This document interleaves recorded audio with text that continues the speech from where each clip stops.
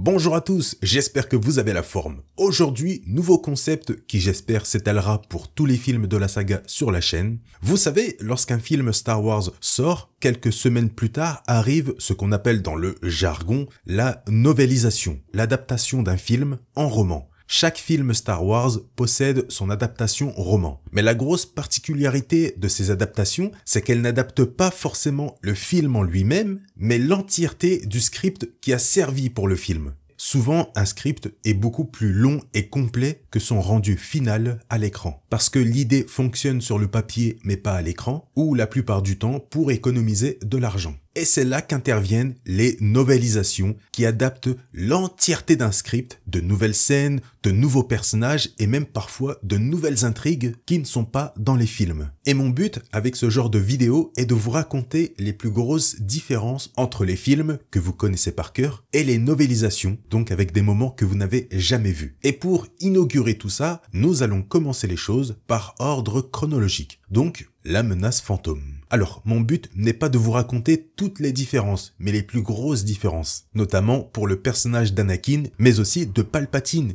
On a la possibilité de voir quelle réaction Palpatine a eue par rapport à la mort de Maul. Et je vous assure que vous n'allez pas y croire. C'est très surprenant. Alors, vite fait, concernant la cohérence de ces romans par rapport au canon. Techniquement, ces romans adaptent l'histoire des films et devraient donc être canon. Sauf que les romans vont plus loin dans l'adaptation en adaptant même des scènes qui ont été coupées du film, donc non canon. Par moment, les romans changent même le déroulement d'une scène présente dans le film. Matt Martins et Pablo Hidalgo, en charge du story group chez Lucasfilm, en gros ceux qui gèrent la cohérence des histoires, ont affirmé que les premières novélisations de la trilogie et de la prélogie n'étaient pas à prendre en compte dans le canon, tellement les éléments présents dans les livres sont trop différents des films. Seules les novélisations des spin-offs, de la postlogie et des séries sont prises en compte. Après, vous faites comme vous voulez de votre côté, tant que vous arrivez à faire la différence. Mais je suis obligé de préciser cette info en tant que vidéaste faisant une vidéo sur le sujet. C'est parti pour la novélisation de la menace fantôme. La première grosse différence entre le film et son roman se passe dès l'ouverture du film.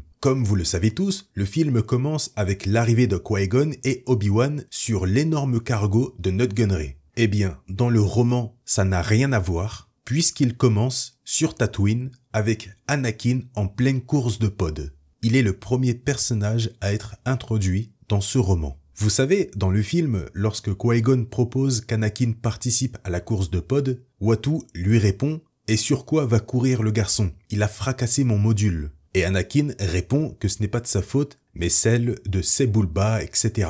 Eh bien, c'est ce moment en question qui sert d'introduction au livre. Ça se passe durant une course de pod. Le livre met bien l'accent sur la violence de la course où Sebulba, en trichant, fait cracher le premier pod d'Anakin. Pod dont Watto parle dans le film. Il y a ensuite, après cette première course, toute une séquence où Watto montre à quel point Shmi et Anakin sont ses esclaves. Dans le film, c'est très light entre guillemets, mais dans le livre, ses propos sont très durs envers Anakin et Shmi. D'ailleurs, dans le film, on ne voit aucune scène entre Shmi et Watto. Mais dans le roman, c'est complètement différent. Il insulte Shmi, etc.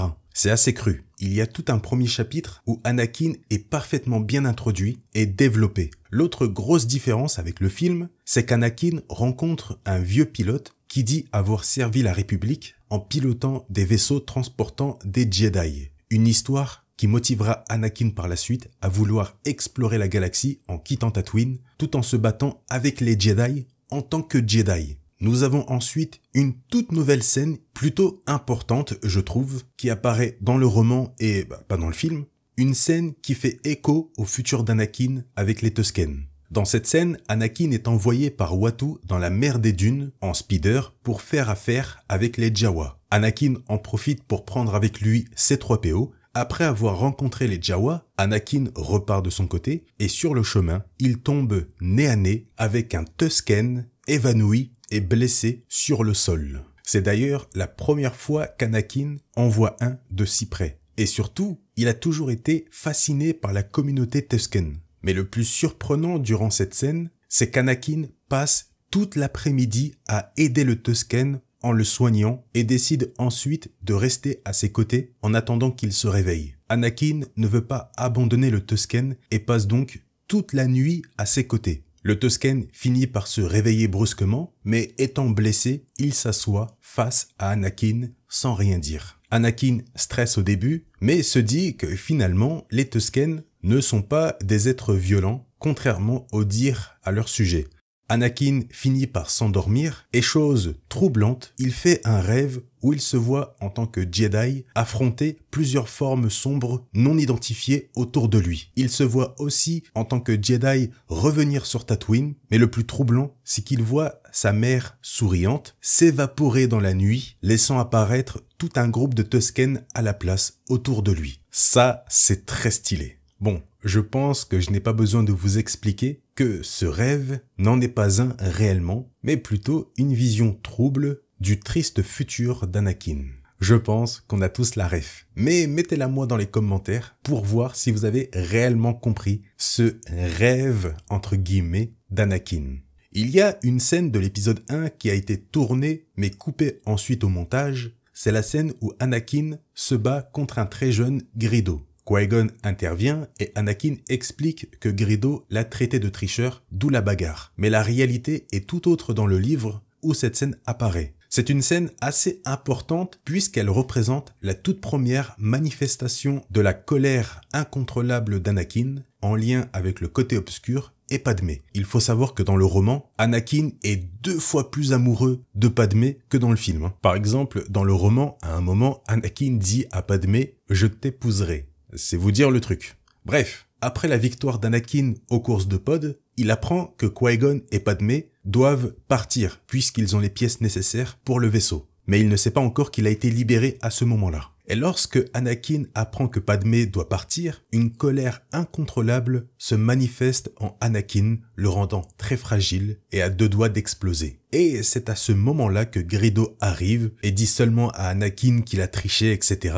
Et qu'Anakin pète un câble et hop, début de la baston entre les deux. C'est un moment très important puisqu'il nous montre à quel point Anakin est fragile mentalement lorsque ça a un rapport avec Padmé. Là aussi, ça fait écho au futur du personnage. Vous vous souvenez de cette scène? Vous ne vous êtes jamais demandé pourquoi d'un coup, dès le début de la scène, Anakin et Qui-Gon sont affolés, courent dans le désert avec une musique stressante? Vous allez me dire, parce qu'il y a Maul derrière. Oui, bien sûr. Mais vous ne trouvez pas qu'il manque un bout de la scène? On dirait qu'elle n'a pas de début. En gros, on dirait qu'il manque quelque chose entre cette scène-là et cette scène-là. Eh bien, c'est normal puisque cette scène a tout simplement été charcutée dans le film au niveau du montage. Mais dans le roman, ce n'est pas le cas. La scène est bien plus cohérente dans son rythme et surtout entière. Après avoir quitté Shmi, Qui-Gon et Anakin quittent Mos Espa tranquillement, sans courir ou autre. Mais d'un coup, Qui-Gon sort son sabre laser et tranche l'un des droïdes sondes de Dark Maul dans une ruelle. Là, Qui-Gon va commencer à se dire que ce n'est pas normal d'avoir ce genre de droïde ici. À partir de là, Qui-Gon et Anakin commencent à parcourir les ruelles de Mos Espa en courant. Durant leur fuite, Qui-Gon sent à travers la force la présence de l'obscurité qui grandit de plus en plus. Ils arrivent finalement dans le désert, toujours en courant, parce que Qui-Gon, encore une fois, sent de plus en plus la menace et donc court de plus en plus vite. Et c'est à ce moment-là que la scène du film débute. Là déjà, on comprend mieux pourquoi il court et l'affolement de la scène.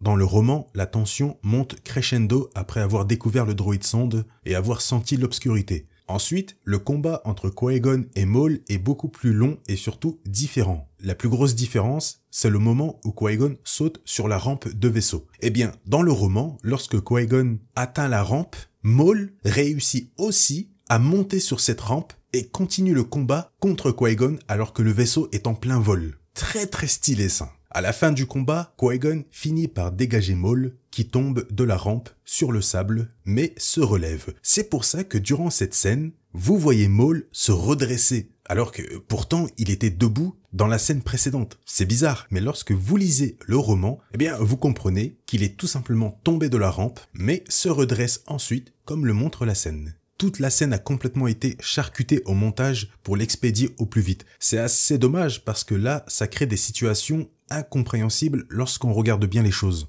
Un autre élément très important dans ce roman qui n'est pas dans le film, l'histoire des Sith. Et oui, c'est dans ce roman que le nom et l'histoire de Dark Bane apparaît pour la première fois dans l'univers Star Wars. Une scène complète devait à l'origine apparaître dans le film, racontant l'histoire des Sith avec Dark Bane, etc. Mais le tout s'est finalement retrouvé dans le roman. C'est superbement bien écrit, je vous mets l'extrait en entier si vous souhaitez le lire. Il y a juste à mettre pause. Entendre parler de Dark Bane dans les films et surtout le voir sous forme de flashback, la guerre entre les Jedi et les Sith, etc.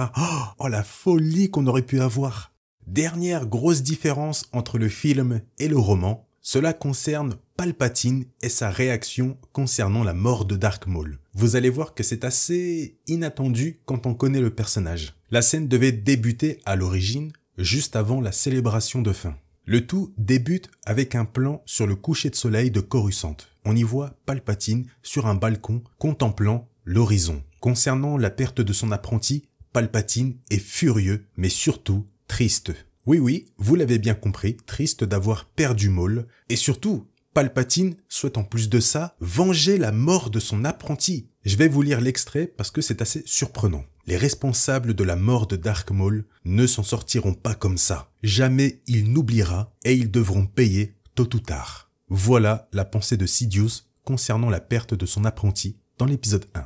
On va s'arrêter là pour la novélisation de la menace fantôme. Alors, ça valait le coup, non? Bon, bien sûr, le but de cette vidéo n'est pas de dire « Oh là là, le roman est largement mieux que le film, etc. » Pour moi, un roman et un film, ça ne se compare pas. Ce n'est pas le même support, ce n'est pas la même manière de travailler, etc. On a le film qu'on mérite et on a le roman qui suit derrière qu'on mérite. J'aurai ce discours pour tous les films de la saga. Et j'espère que vous l'aurez aussi. On n'oublie pas le petit pouce bleu, ça récompense le travail fourni pour cette vidéo, le commentaire pour me donner votre avis sur l'histoire du script original et complet de la menace fantôme via ce roman, toujours bien sûr dans le respect, pas d'embrouille ou autre. Sur ce, je vous laisse, prenez soin de vous, passez une très bonne journée ou une très bonne soirée, et à la prochaine.